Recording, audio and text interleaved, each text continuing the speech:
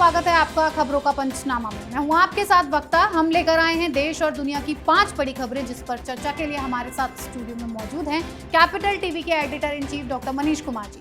Doctor साहब, आपका बहुत बहुत स्वागत है। धन्यवाद। सबसे पहले नजर डालते हैं आज की हेडलाइंस पर। उद्धव सरकार ने ठोका परमवीर सिंह पर केस। SC/ST एक्ट के तहत FIR दर्ज। CBI ने ट्रांसफर रैकेट का खुलासा करने वाली IPS रश्मि शुक्ला का दर्ज किया बयान। कोरोना पर केजरीवाल की कालाबाजारी बेनकाब। केंद्र ने रेमडेसिविर के 52,000 डोज दिए। हाईकोर्ट में केजरीवाल ने सिर्फ 2500 बताए, पड़ी फटकार। देश में 24 घंटे में कोरोना के 3,79,000 नए केस। 3,645 मरीजों ने तोड़ा दम। महाराष्ट्र में एक दिन में 985 की मौत। वैक्सीनेशन में भी घोटाले के आरोप।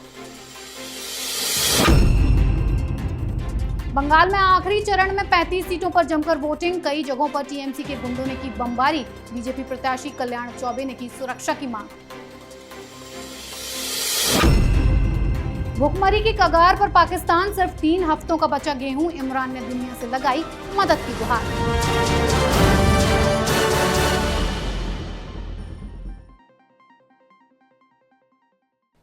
पहली खबर उद्धव ठाकरे की तानाशाही की है। अघाड़ी सरकार के खिलाफ जो भी आवाज उठाता है, महाराष्ट्र के गैंगबाज उसका ही गेम बजाने में लग जाते हैं। सिस्टम के भ्रष्टाचार पर मुंबई के पूर्व पुलिस कमिश्नर परमवीर सिंह ने सवाल क्या उठाए, उद्धव का पूरा सिस्टम उनके खिलाफ हो गया। पहले उन्हें मुंबई से हटाया गया और अब उनके खिलाफ SC/ST एक्ट के तहत मामला दर्ज किया गया है। इस बीच CBI ने उद्धव राज में चल रहे ट्रांसफर रैकेट का खुलासा करने वाली IPS रश्मि शुक्ला का बयान भी दर्ज कर लिया है और उम्मीद की जा रही है कि आने वाले दिनों में उद्धव सरकार के लिए कई और मुश्किलें खड़ी हो सकती हैं। डॉक्टर साहब, उद्धव सरकार के खिलाड़ी तो बड़े खतरनाक निकले। परमवीर सिंह के खिलाफ जो कार्रवाई हो रही है वो दरअसल उद्धव ठाकरे सरकार का स्टाइल है कि जो कोई उनके खिलाफ आवाज उठाएगा उनको एन केन प्रकार फंसाने की कोशिश की जाती है। आज तीसरा मसला दर्ज किया गया है, FIR दर्ज हो चुकी है। इससे पहले भी 2 ऑलरेडी केसेस उसकी जांच चल रही है परमवीर सिंह के खिलाफ। पहला मामला मुकेश अंबानी के घर के बाहर जिलेटिन की छड़ें मिली थी, तो उस दौरान सरकार की तरफ से ये कहा गया कि भाई जो पुलिस कमिश्नर मुंबई के हैं परमवीर सिंह, उनसे कुछ क्या गलती हुई, क्या उन्होंने कुछ चूक की, क्यों ऐसा हो गया, इसके ऊपर एक जांच चल रही है और इस जांच की जिम्मेदारी परमवीर सिंह के जो सबसे दुश्मन अधिकारी हैं, जिनको संजय पांडे साहब, उनको दे दी गई है। दूसरा केस इसी तरीके का था जब एक पुलिस अधिकारी ने ये आरोप लगाया कि परमवीर सिंह खुद उगाही का धंधा करवाते थे। अब ये तीसरा मसला आया है जिसमें ये बताया जा रहा है कि भाई जब वो थाने के पुलिस कमिश्नर थे तो वो बाकायदा लोगों को बचाने के लिए पुलिस अधिकारियों के ऊपर दबाव डालते थे। तो अगर आप इस पैटर्न को देखें तो एक तो मुकेश अंबानी के केस को अगर आप साइड कर दें तो ये दोनों ही आरोप उस तरह के आरोप हैं, वही आरोप हैं दरअसल जो आरोप परमवीर सिंह ने एक्स गृह मंत्री अनिल देशमुख के ऊपर लगाया है कि वो वहाँ पे वसूली का काम करवाते थे और ट्रांसफ़र पोस्टिंग में पैसे खाया करते थे। अब ये मसला कहाँ तक जाएगा, ऐसा साफ साफ दिख रहा है कि इस तरह के FIR के बाद जब जांच वगैरह की जाएगी तो हो सकता है कि उनको नौकरी से सस्पेंड भी किया जाए, उनकी गिरफ्तारी भी की जाए, जैसा कि उद्धव ठाकरे सरकार हर केस में करती आई है। जी डॉक्टर साहब, अब बात केजरीवाल की कालाबाजारी की। दिल्ली में हालात बिगड़ने पर ऑक्सीजन और दवाइयों का रोना रोने वाले केजरीवाल का बड़ा झूठ सबके सामने आ गया है। फटकार लगने के बाद केजरीवाल ने हाईकोर्ट में बताया कि केंद्र सरकार की तरफ से दिल्ली सरकार को सिर्फ 2500 रेमडेसिविर इंजेक्शन दिए गए, लेकिन पता चला कि केंद्र ने दिल्ली को 2500 नहीं बल्कि 52,000 रेमडेसिविर दिए थे। अब सवाल ये उठ रहा है कि आखिर बाकी बचे रेमडेसिविर कहां गए। डॉक्टर साहब, मतलब केजरीवाल तो खुले आम कालाबाजारी करने में जुट गए हैं। देखिए, कालाबाजारी वो खुद कर रहे हैं या खुद किसी से करवा रहे हैं, ये अपने आप में एक बड़ा सवाल है। लेकिन हकीकत क्या है? हकीकत ये है कि दिल्ली के अंदर में आज की तारीख में चाहे वो ऑक्सीजन हो, चाहे वो इंजेक्शन हो, या और भी कई सारी दवाइयाँ जो बहुत ही ज़्यादा इम्पॉर्टेंट है कोरोना के इलाज में, वो सब ब्लैक में मिल रहे हैं। वैसे तो ये कहते कि भाई ईमानदारी के लिए ये जाने जाते हैं, ईमानदार सरकार बताते हैं खुद को। जब ये पहली बार आए थे तो पता नहीं कौन कौन सा डाटा दिखाते थे कि जैसे ही अरविंद केजरीवाल की सरकार बनी दिल्ली में तो 50% करप्शन कम हो गया। लेकिन लोगों की जान जा रही है और चारों तरफ दिल्ली में रहने वाला शख्स बता सकता है आपको कि हर तरफ कालाबाजारी हो रही है, चाहे ऑक्सीजन हो, चाहे रेमडेसिविर या इंजेक्शन हो। अब ऐसे में जिम्मेदारी तो केजरीवाल को लेनी पड़ेगी। और सबसे बड़ी बात यह है कि इन सब के बावजूद कोर्ट में जब इनके लोग वहां पहुंचते हैं तो ये उस सारी चीज़ों के ऊपर पर्दा डालने की कोशिश करते हैं। आज अजीबोगरीब कहानी हुई। ये जो राहुल मेहरा है, जो अरविंद केजरीवाल सरकार के वकील हैं, कोर्ट में उन्होंने अचानक से कह दिया कि ये जो रेमडेसिविर की जो दिक्कत हो रही है दिल्ली के अंदर में, तो केंद्र सरकार को ये आदेश देना चाहिए कि उसका एक्सपोर्ट के ऊपर बैन लगाया जाए। तो जज साहब ने ठोका कि आप नींद से जागिए।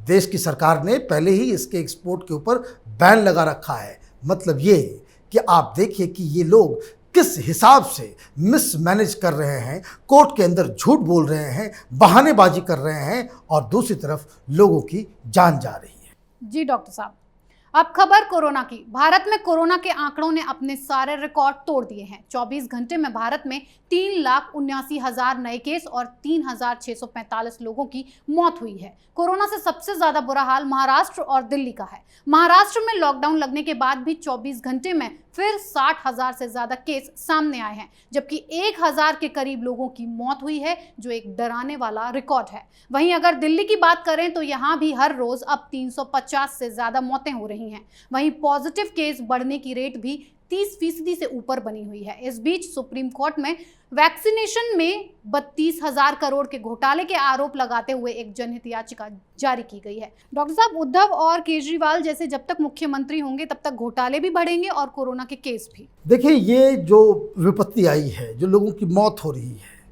ये बात छुपी हुई नहीं है। मीडिया को पैसा दे दिया गया है, वो खबर दिखाए ना दिखाए, लेकिन जो लोग कोरोना से जूझ रहे हैं, जो परिवार इस मुसीबत में घिरे हुए हैं, उनके रिश्ते, संबंधी, दोस्त सब इस बात को जान रहे हैं कि इस वक्त देश के अंदर कुछ लोगों ने जान के ऊपर, लाशों के ऊपर कमाई बनाने का जो है एक जरिया इन लोगों ने दवाई, ऑक्सीजन, तरह तरह तरीके से इन लोगों ने बना लिया है। इस वक्त कंप्लेन करने का वक्त नहीं है। ये बातें कि कहाँ घोटाला हो रहा है, कहाँ घोटाला नहीं हो रहा है, कौन लोग हैं जो ऑक्सीजन की ब्लैक मार्केटिंग कर रहे हैं, रेमडेसिविर इंजेक्शन को चुरा करके उसकी होर्डिंग कर रहे हैं, ज़्यादा कीमतों पे दे रहे हैं, उनका किस पॉलिटिकल पार्टी से रिश्ता है, किससे जुड़े हुए लोग हैं, ये सारी बातें आगे की है। लेकिन फिलहाल मुझे लगता है कि देश की सरकार को, मोदी सरकार को इमीडिएटली इस तरह की कालाबाजारी करने वाले, इस तरह से इंजेक्शंस को जो है ज़्यादा दाम पे बेचने वाले और एक आर्टिफिशियल, जिसको कह सकते हैं कि जो कमी क्रिएट करने वाले लोगों के खिलाफ, अधिकारियों के खिलाफ, डॉक्टर्स के खिलाफ, उन लोगों के खिलाफ कोई कड़ा कानून, कोई अध्यादेश लाना चाहिए कि ऐसे लोगों को अगर ये पकड़े जाते हैं तो उन्हें सिर्फ और सिर्फ मौत की सजा दी जाए। अब बात बंगाल में चुनावी घमासान की। बंगाल में आखिरी और 8वें चरण का मतदान बमबारी के साथ हुआ। जगह जगह हिंसा और बवाल के बीच भी 35 सीटों में जमकर वोट डाले गए, लेकिन इस दौरान टीएमसी के गुंडों ने हर बार की तरह इस बार भी जमकर आतंक मचाया। कोलकाता के महाजाति सदन इलाके में टीएमसी पर बमबारी करने का आरोप लगा, तो वहीं माड़ी कतला से बीजेपी प्रत्याशी कल्याण चौबे ने खुद की जान को खतरा बताते हुए सुरक्षा की मांग की। डॉक्टर साहब, आखिरी दिन तक दीदी के गुंडे लोगों को डराते धमकाते रहे, लेकिन लोगों ने डरने की बजाय वोटिंग को ज्यादा अहमियत दी। ये एक परिवर्तन के संकेत हैं। देखिए, अभी जब हम इस कार्यक्रम को रिकॉर्ड कर रहे हैं, अभी 3 घंटे और बाकी हैं जब मतदान होते रहेंगे। उसके बाद आप देखेंगे कि बंगाल के अंदर एक अजीबोगरीब किस्म का बदलाव दिखेगा। दरअसल आज भी वही हुआ जिसका डर, जिसका खतरा पहले से इलेक्शन कमीशन बता रहा था। ये 8 फेजेस में जो चुनाव हुए वो किस लिए हुए?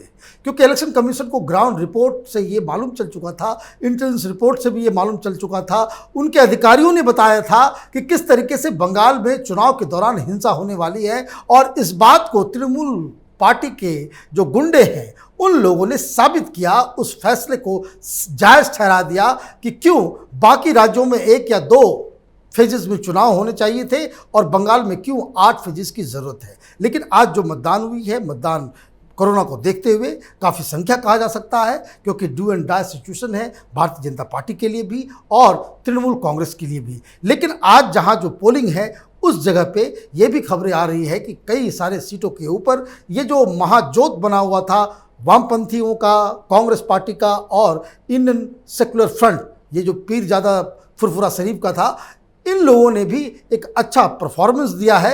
अब 2 तारीख को फैसला होगा कि उस दिन ममता बनर्जी रहेंगी या फिर दीदी का खात्मा हो जाएगा वहाँ की सरकार से। जी डॉक्टर साहब, आखिरी खबर बेहाल पाकिस्तान की। कोरोना संकट के बीच पाकिस्तान अब भुखमरी की कगार पर आ गया है। पाकिस्तान के पास सिर्फ 3 हफ्तों का गेहूं बचा है, जिससे वहां की आवाम आने वाले दिनों में आटे के लिए मोहताज हो सकती है। खुद पाकिस्तान के वित्त मंत्री ने इस बात की जानकारी दी है। भुखमरी आने के बाद इमरान खान फिर दुनिया के सामने हाथ फैलाने के लिए मजबूर हो गए हैं। डॉक्टर साहब, ये नया पाकिस्तान है या नंगा पाकिस्तान? देखिए, मैं बार बार कहता हूँ कि वो लीडर जो बिना किसी प्लान के, बिना किसी विचारधारा के, बिना किसी योजना के, बिना किसी फ्यूचर, जिसको कह सकते कि रोड मैप के, लोगों को बरगला करके चुनाव जीतते हैं, सरकार बनाते हैं, तो उनकी हालत ठीक वैसी होती है जो पाकिस्तान में इमरान खान की हो रही है। अब आप देखिए किस तरह से दिल्ली जूझ रही है। ये वही परिवर्तन स्वराज लाने वाले लोग थे।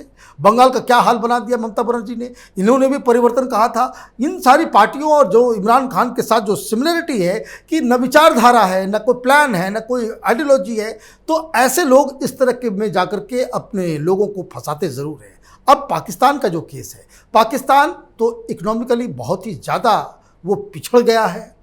पैसे नहीं हैं, सरकारी मुलाजिमों को उनको सैलरी नहीं मिल पा रही है, पैसे की कमी तो थी ही। लेकिन ये जो खबर आई है ये बहुत ही चिंताजनक खबर है। खबर ये है कि गेहूं, ज़्यादातर लोग पाकिस्तान में रोटी ही खाते हैं, चावल खाने का वहाँ पर प्रचलन बहुत ही कम है। वो सिर्फ बिरयानी के अंदर ही उसका इस्तेमाल होता है, अदरवाइज जो गेहूं का ही सबसे ज़्यादा इस्तेमाल होता है वहाँ पे। वो सिर्फ 3 हफ्ता के लिए ही बचा हुआ है। और ये बात कौन बोल रहा है? वहाँ का फिनेंस मिनिस्टर बोल रहा है। अब ऐसा नहीं है कि वहाँ पे गेहूं की पैदावार नहीं होती है।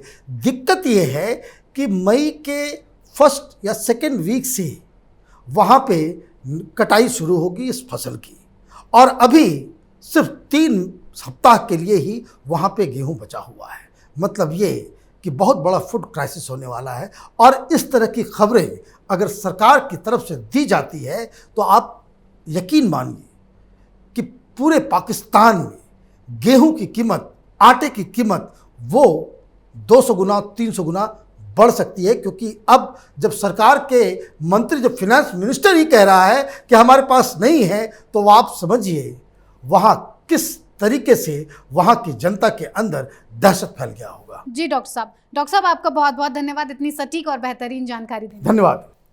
खबरों का पंचनामा में आज के लिए इतना ही। देश विदेश की बाकी खबरों और उनके सटीक एनालिसिस के लिए देखते रहिए कैपिटल टीवी। हमें लाइक कीजिए, शेयर कीजिए और कैपिटल टीवी को सब्सक्राइब कीजिए। कमेंट्स भी दीजिए। नमस्कार।